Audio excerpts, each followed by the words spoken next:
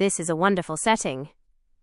Moving the story to the Lake District adds all those beautiful misty mountains, blue lakes, and stone walls. Here is the updated story with the new location and the feeling of a family still settling into their new home. The Secret of the Whispering Roots. The old stone house sat on a foggy hillside in the Lake District, overlooking the shimmering waters of Windermere.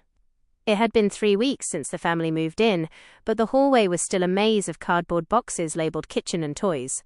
Clara, wearing her favorite walking shoes, stepped over a stack of half-unpacked books. She adjusted her sun hat and looked at her children. The boxes aren't going anywhere, but the sun is finally out.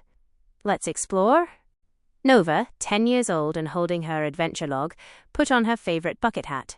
Beside her, Dave, who was 4, was busy trying to find his dinosaur hat inside a box marked winter blankets.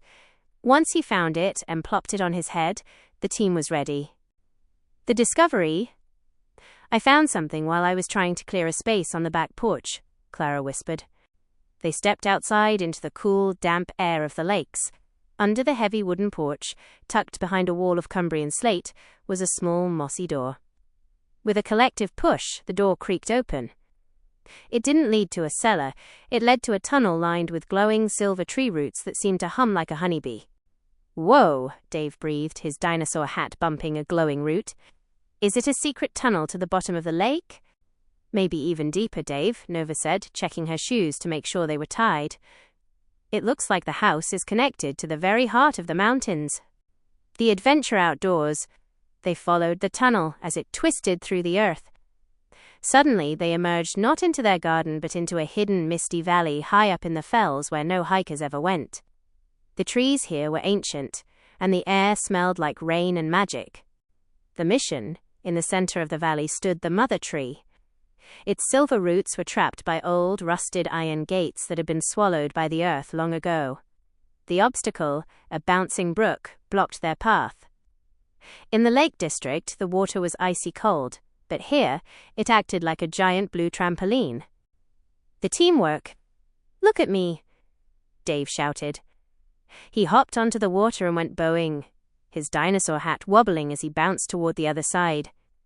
Clara laughed and jumped after him, her shoes making a loud squish-pop sound on the water's surface. Nova was more careful. She timed the ripples. "Wait for the big bubbles. They give you the highest jump." She leaped across, landing perfectly on the mossy bank. Working together, Clara used a heavy stone to nudge the rusted iron, while Nova gently guided the silver roots free. Dave patted the trunk of the tree, making sure his hat didn't fall off as he whispered, "It's okay, Mr. Tree," to the bark. The reward.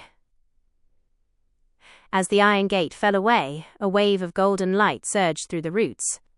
It raced back through the tunnel, right toward their new home. When they finally crawled back out from under the porch and stepped into the house, something had changed. The boxes that had felt like a messy chore for 3 weeks now just felt like part of a grand adventure. The old stone walls felt warm and welcoming. "Adventure accomplished," Clara said, hanging her hat on a peg. "Let's leave the rest of the boxes for tomorrow.